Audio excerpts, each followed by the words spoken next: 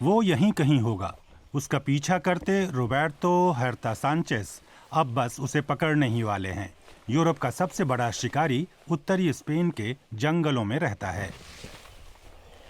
यहाँ एक भालू था, इसमें कोई शक नहीं। कोई दूसरा जानवर चेरी के पेड़ पर चढ़कर सिर्फ फल के लिए डाल को तोड़ नहीं डालता। रोबर्टो के पास सबूत है। वो एक वन्य जीव संरक्षण संगठन के लिए काम करते हैं।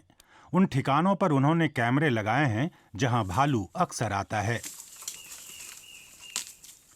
बेफिक्र जंगली भालुओं की हरकतें देखकर उन्हें बड़ा मजा आता है। देखिए, वो रहे।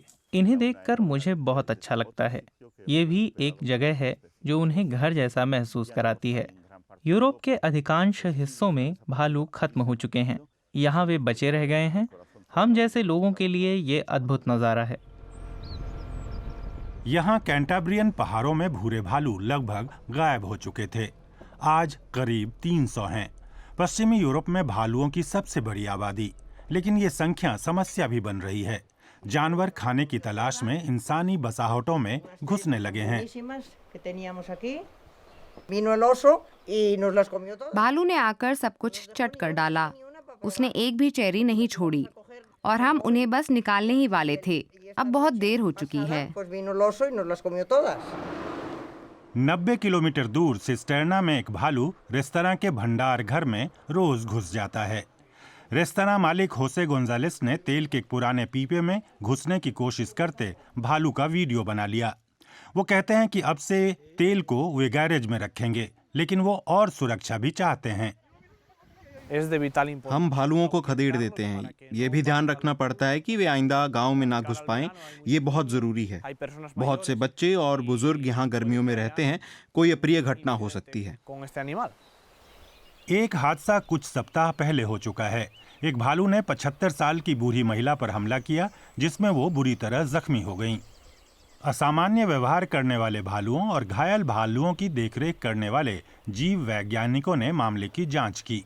उन्हें पक्का यकीन है कि ऐसे गंभीर नतीजों वाले टकराव कम ही होते हैं। आमतौर पर भालू लोगों से दूर भागते हैं। यहाँ भालू ने महिला पर इसलिए हमला किया क्योंकि उसे डर लगा। हमले में महिला का कूल्हा टूट गया और उसके चेहरे पर चोट आई। भालू आमतौर पर इतने खतरनाक या आक्रामक नहीं होते। वो एक दुर्भाग्यपूर्ण घटना थी। जरूरत पड़ने पर कोई कदम उठाया जा सके, इसके लिए रोबर्टो और उनका संगठन संदिग्ध भालुओं की शिनाख्त कर उनका मुआयना करना चाहते हैं। उन्हें पता है कि शिकारियों को इंसानों का खौफ क्यों नहीं रहा। गांवों में खेती कम से कम होती जा रही है। घास के मैदान और चारागाहें जंगलों में तब्दील हो रहे हैं। कई गांव तो एक लिहाज से जंगलों के बीचों बीच आ गए हैं। तो असल में भालू जंगल छोड़कर नहीं गया है। वो तो वहीं है, अपनी कुदरती रिहाइश में। जानवरों पर इल्जाम थोपने के बजाय देखना चाहिए कि वाकई में हो क्या रहा है। भालुओं को गांवों से दूर रखने के लिए संरक्षणवादी ये सुनिश्चित करना चाहते हैं कि जानवरों को आबादी से दूर पर्याप्त भोजन मिले। इसीलिए रोबर्टो और उनके सहयोगी जंगलों के साफ इलाकों में फलों के पेड़ लगा रहे हैं।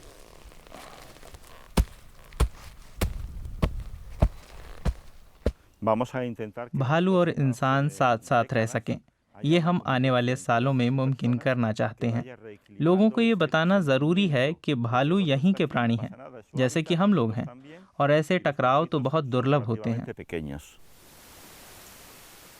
जागरूकता बढ़ाने से ही डर भी दूर होगा। फिर लगेगा कि भालुओं के प्रति प्रेम भी एक नजरिया ही तो है, प्यार के साथ एक उचित दूरी भी।